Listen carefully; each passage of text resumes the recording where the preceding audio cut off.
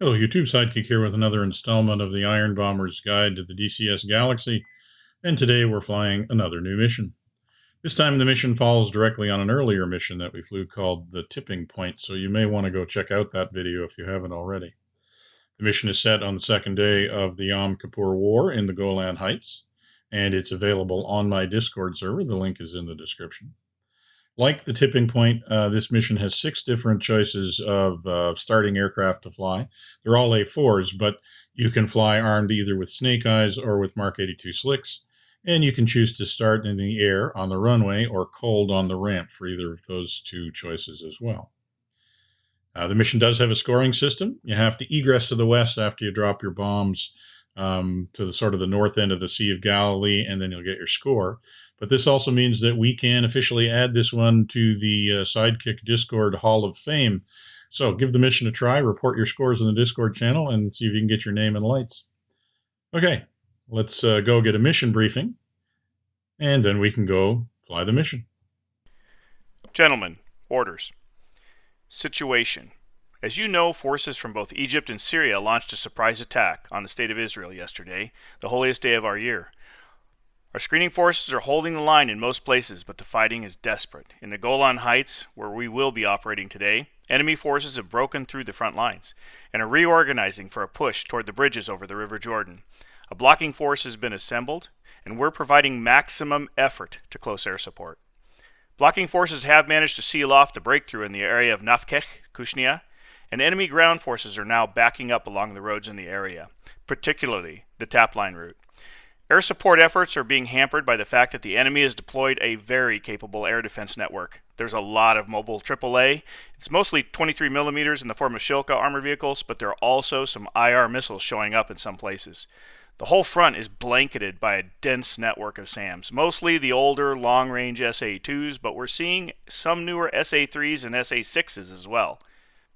That network is dense enough that there's basically no point in trying to fly above 500 feet once you're within 10 miles of the forward lines. Earlier today, we executed Operation Model 5 to suppress the SAM network on the Golan Heights.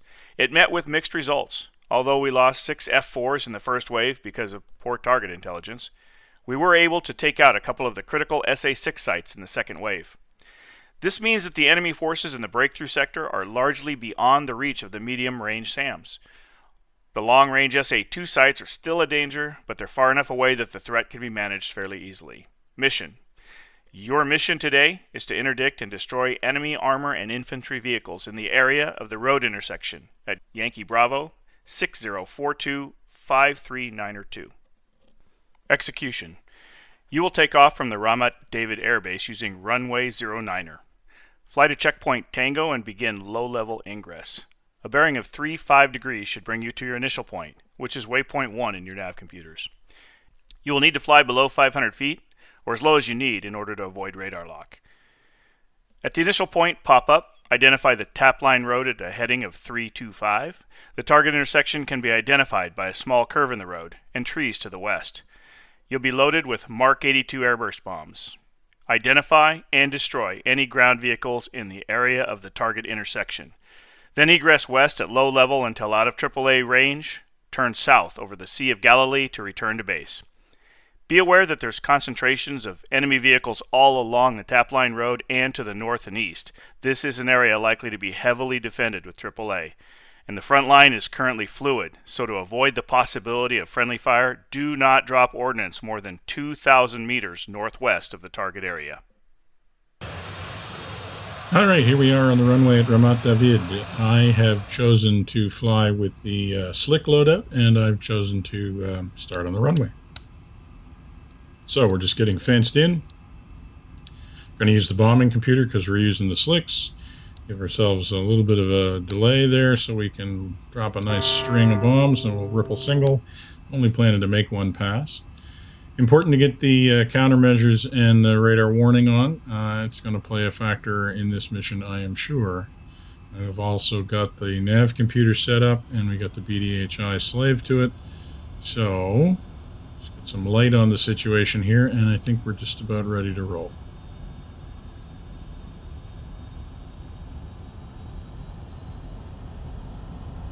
And off we go.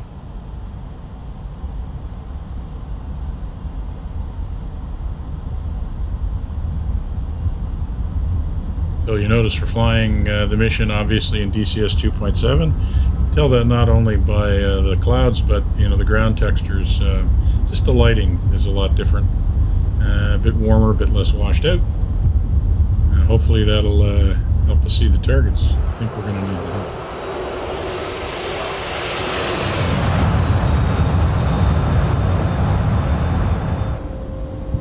So the issue in the tipping point, if you flew that mission, was the SA-6 sites. And because they can be so deadly, we had to stay low right up until the last minute.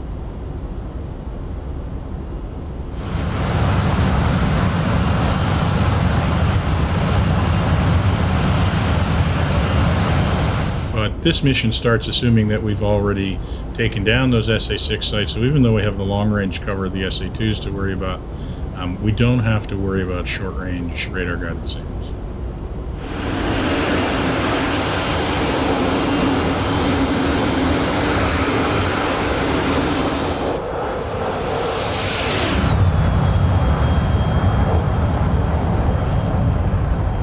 And so that's going to basically mean that we have a little bit more freedom to pop a little higher and identify the target before we roll in, because we don't have to worry about the SAMs hitting us as soon as we get above 500 feet. I don't want to spend too much time up there, but we do have a little bit more leeway than we did.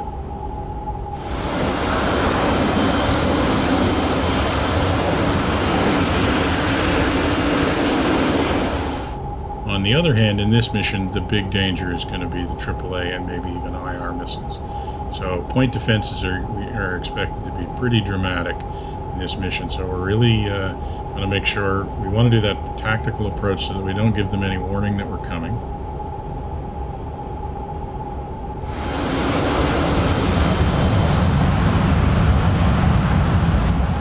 And then we need to make sure that we get our eyes on the target, get our pepper on the target, get our bombs on the target, and get the heck out of Dodge before they really have a chance to zero in on us. And I mean, we want to stay jinking as much as we can. If we hear radars go into track mode, we're going to want to deploy countermeasures. Basically, it's our worry has to be those point defenses and trying to be as slippery as possible as we get close to the target. Okay, that point of land there on the other side of the Sea of Galilee is where Point Tango is, just like last time. Nothing has changed, actually, in terms of the navigation. So once we get over Point Tango, we're going to turn left and head down to around 500 feet. We're basically just going to keep going down until we stop hearing the radar warning. And you can see if you look at the BDHI, it's at around 40 degrees. So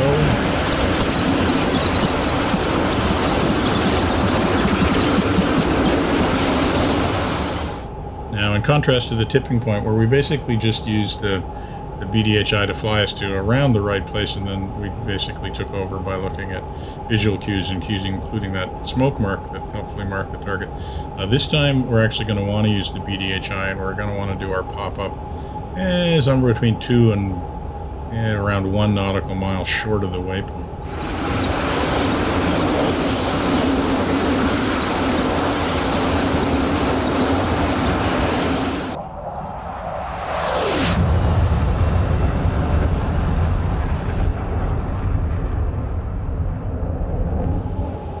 Because basically the waypoint is set so that if we pop at the waypoint and look to our left, we're going to be right over that tap line road, and then we're going to be able to trace that up to the target area and roll in right on the target. So we pretty much just want to watch the distance number, and as it clicks down under 2 nautical miles, we want to get ready to pull it. All right, so here we are, back down a little over 500 feet over the Golan Heights.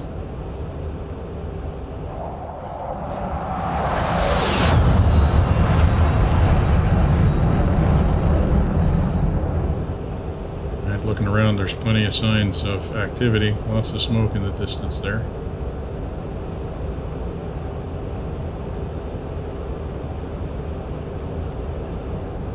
Just want to stay around this altitude. If we hear the radar warning come on, we'll get a little lower.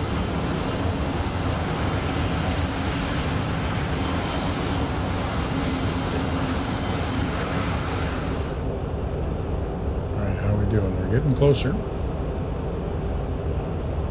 We also need to keep that speed up, lower the nose a little, maybe to get just a little bit more speed.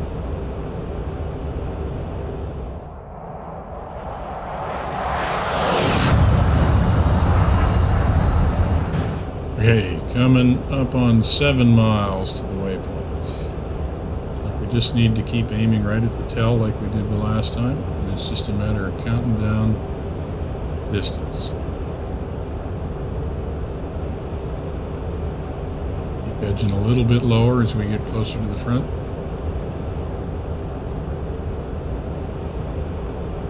Make sure our master arm is on. I forgot that. We got the throttle all the way forward, lose a little bit more height, pick up some more speed. Okay, getting close now.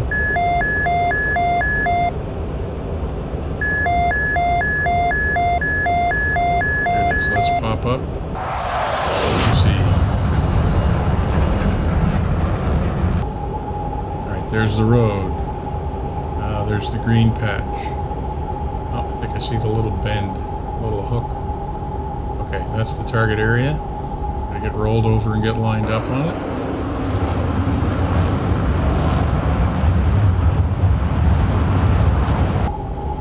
Okay, see the target. I think I see vehicles coming from the right, going around the intersection. I think let's try and lay the stick right across the two halves of the intersection.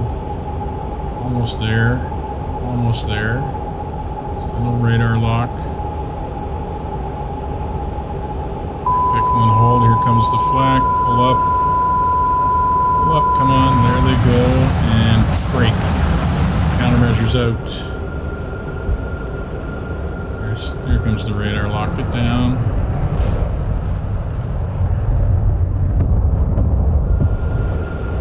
Keep jinking.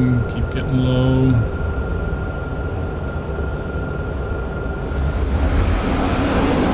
Okay, well that was almost enough excitement for one day, packed into a very short period of time. I think we're far enough away here we can take a quick pop-up, come back over and see if we can see anything. Well, we definitely know somebody took an IR missile shot at us, but it seems to have missed pretty wildly. There's definitely some secondaries down there. There's some holes by the road. Can't see much more than that. I think we got at least some targets, so time to head for home.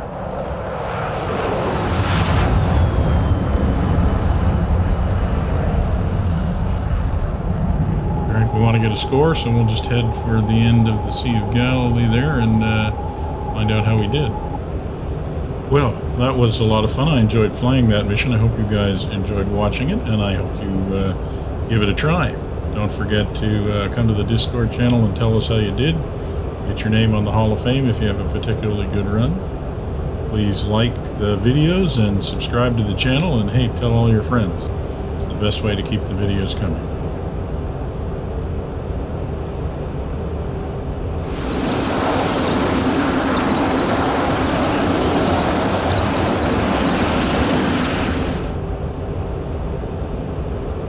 Alright, there's the score, folks. 3 IFVs, not too bad. Alright, well I hope you enjoyed that mission. I know I enjoyed flying it. And until next time, this is going to be Sidekick, signing off.